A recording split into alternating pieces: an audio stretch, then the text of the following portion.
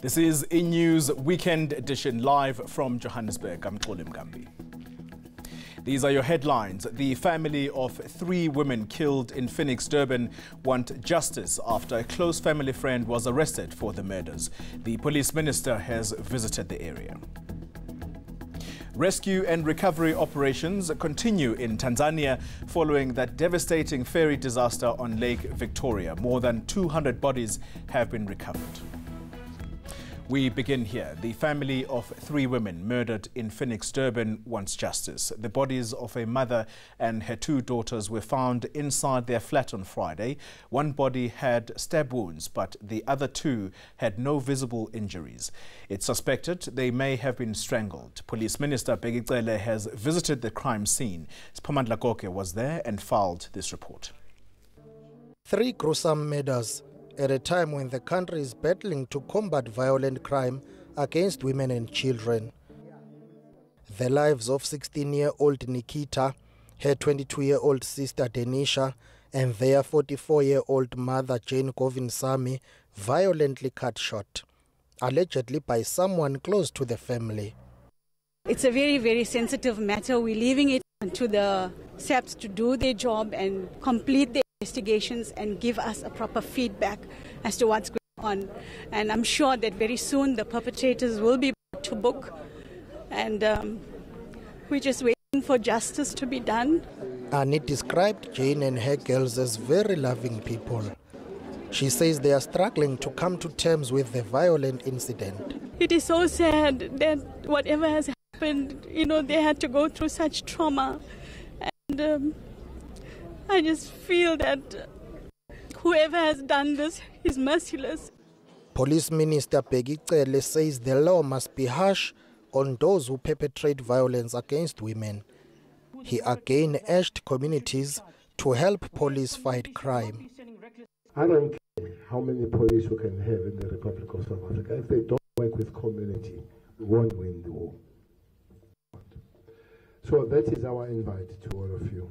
Maybe the question is, as I come here and look how close the families are living and staying, why somebody could not detect it was something so wrong here? 3 women die, and it looks like at the same time, with some hours in intervals, but nobody detects. I can't believe that 3 women die without crying. Both the police and community members say the suspect was known to the deceased. He was apparently visiting the family for quite some time, and he became like family to them. So when one comes into your home as a family member, you tend to treat them with respect, and you open up your doors as the Indian community normally does. But little would one realize that the very person that you are allowing into your home and making it part of your family would eventually one day turn around and commit crime against you.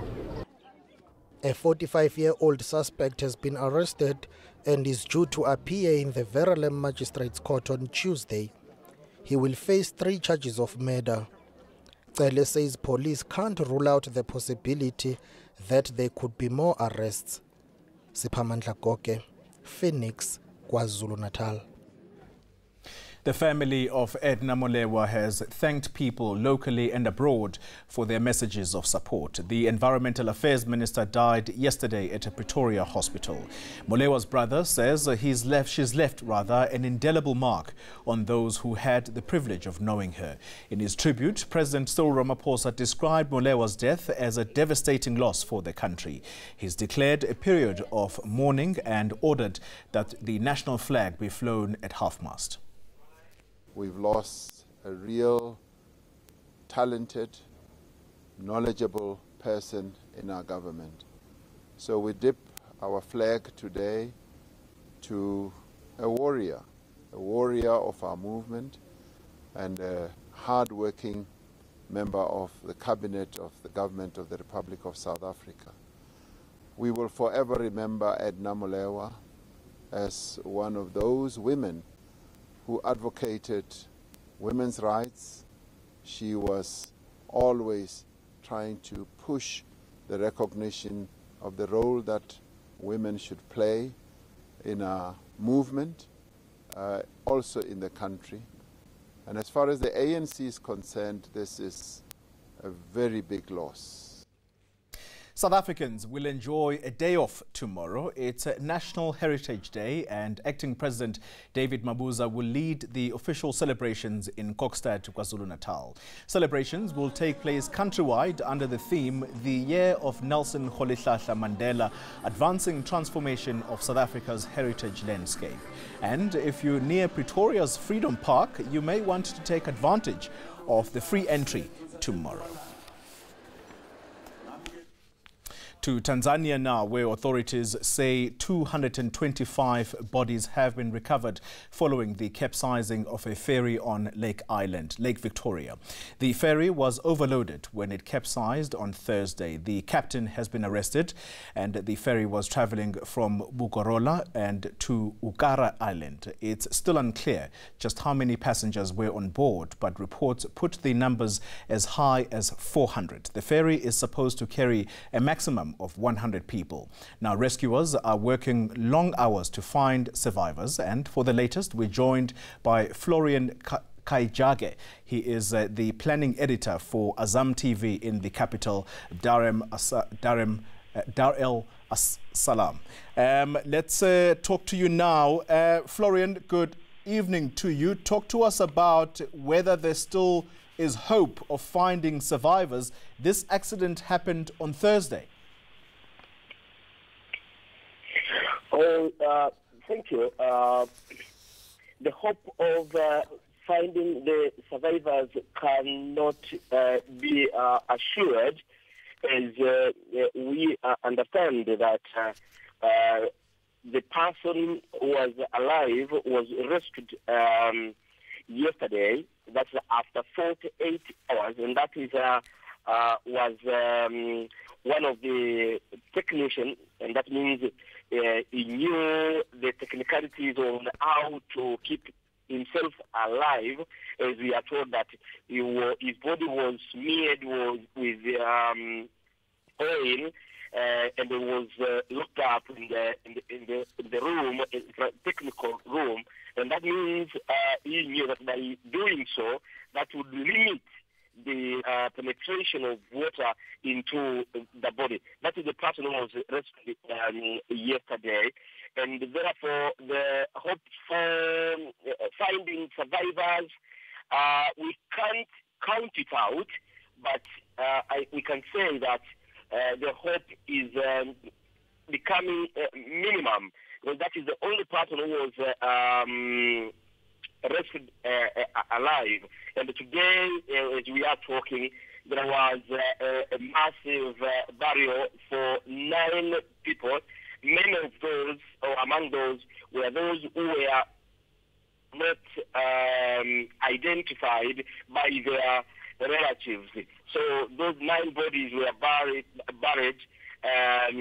close to the site where the accident happened, and attended also by the Prime Minister, Kassim Majaliwa. And as we are talking now, what is going on, that they have started, the authorities have started operations of lifting up the wrecked ferry from the water to the offshore, and we are told that the exercise would take a minimum of 1 week. There are equipment brought from Mwanza, which is the biggest city, second biggest city after Dar es Salaam, and therefore that would be lifted to offshore, and that will lead to more information as to whether there will be more bodies.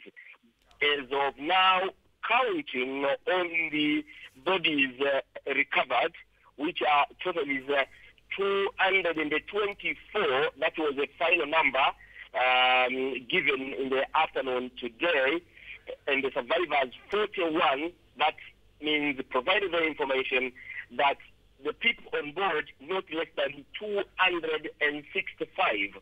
And as we have said earlier, that the ferry had the capacity maximum of carrying 100 people or passengers.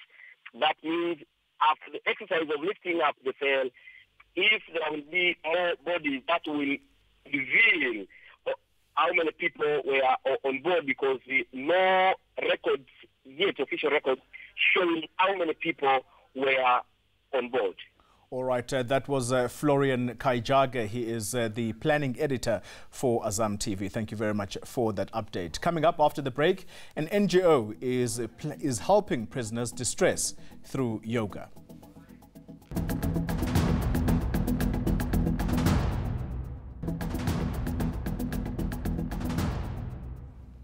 Welcome back. Now, pupil-on-teacher attacks are increasing in the Western Cape, and worryingly, it's primary school children who are mostly the culprits. A shocking 60 incidents have been reported since the beginning of the year. There's fear that there may be mass resignations if the situation isn't handled effectively.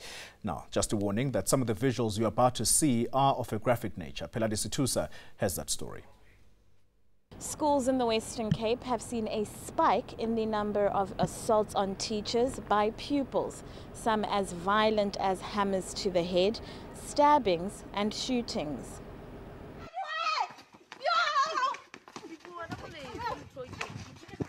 As a union, we received the report that there's been more than 60 reported incidences of assault and abuse of teachers in the Western Cape in the quarter from January 2018 to April 2018.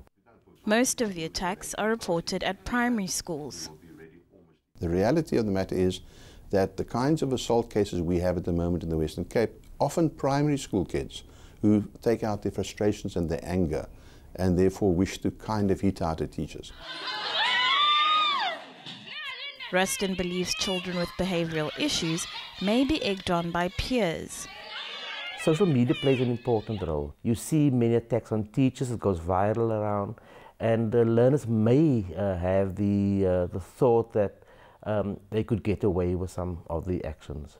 You have a situation of mob culture when one learner challenges an educator's authority. You may find that learners find it, I won't say interesting, but find it funny, and then starts to create an atmosphere of let's assault the teacher possibly.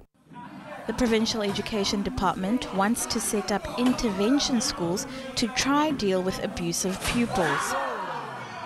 In the new Western Cape Education Bill, we are going to pilot and trial an intervention facility where learners who are under challenge could go and be extracted from a school for a while to have rehabilitation programs, restorative programs, and behavioral programs to try to turn them away from the path on which they are. Despite this, Satu says the assaults may be behind some of the resignations the sector faces annually. Peladi Situsa, Cape Town.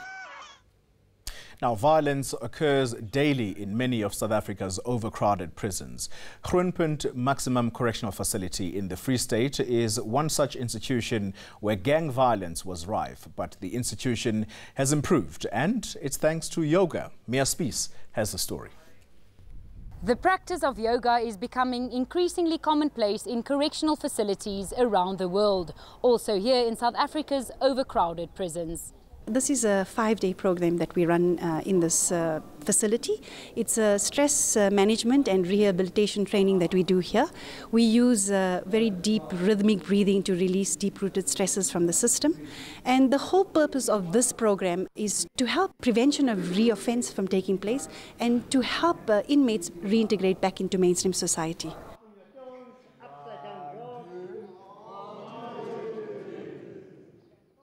The International Association for Human Values is an NGO that runs rehabilitation programs at 5 correctional facilities in South Africa. This is a maximum security center with very aggressive inmates, long sentences, and the program definitely has an impact on calming the offenders. Authorities say incidents of gang-related violence have since decreased. Let's sit on the bar stool. We have observed over time that offenders' emotional intelligence and general behavioral patterns have changed. They don't get themselves engaged in gang fights anymore. You can check in terms of the history over the last 2, 3, 4 years. No gang fights at the center. Katleho Tobias, who's serving a 12-year sentence for rape, is one of the inmates taking part in the program. He's participated in the course for a 5th time this week. I was having too much anger, so my anger now is, I don't have anger anymore. Each and every day, it's like I'm always happy. Even at a cell, at 4 o'clock in the morning, I'm doing a yoga. The next of 2 years, then I'm going to be instructor. And then I really want to go here and go to maybe help other ones that they have problems just like me. The program plans to expand in the coming months, with Paulsmoor Prison in Cape Town next on its list. Mia Spies, Deniseville in the Free State. Well, that's all the sport we have for you this evening. After the break, we have your weather details. And then, fun and laughter and everything that's delicious under the sun. Find out where it was happening this weekend.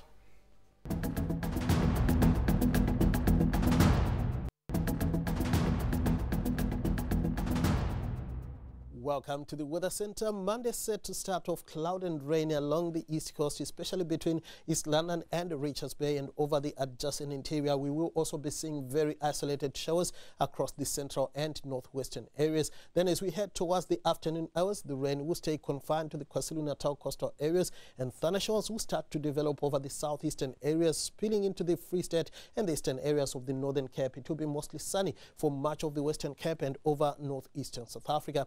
Thunderstorms will persist in the evening for the eastern areas of the Northern Cape and the central areas and also parts of KwaZulu-Natal, with rain continuing for the KwaZulu-Natal coastal areas. Now we are going to see isolated afternoon thunderstorms on Monday over the eastern areas of the Northern Cape. It will be pretty hot for Appington, peaking at around 35 degrees. A sunny and pretty warm Monday is forecast for the interior of the Western Cape, cooler as we go towards Cape Town, where a high of 22 is expected.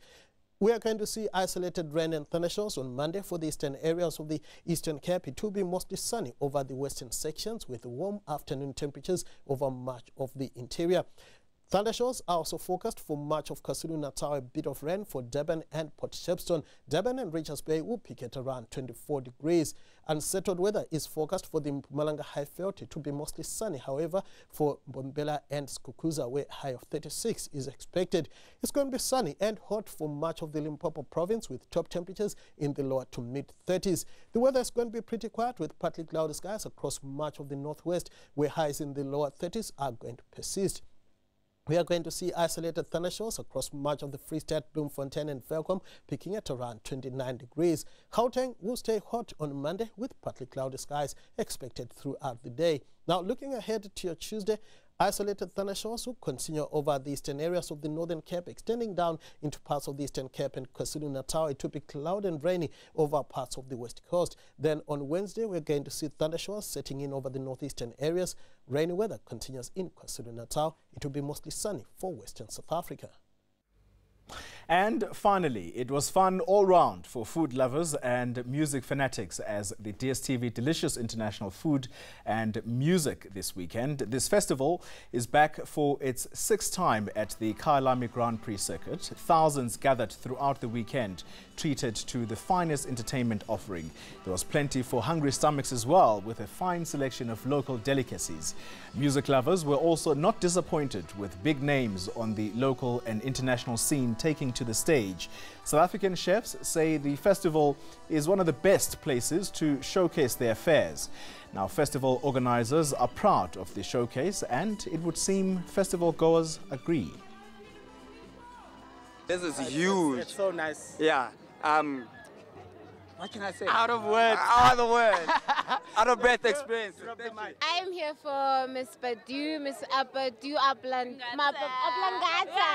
I'm here for the food, I'm here for the drinks, I'm just here for the people. Fun, I just want to have fun. ETV, hi. We're here to celebrate Heritage Day today. Tomorrow we'll be off with Familia, braaiing, the way South Africans do it.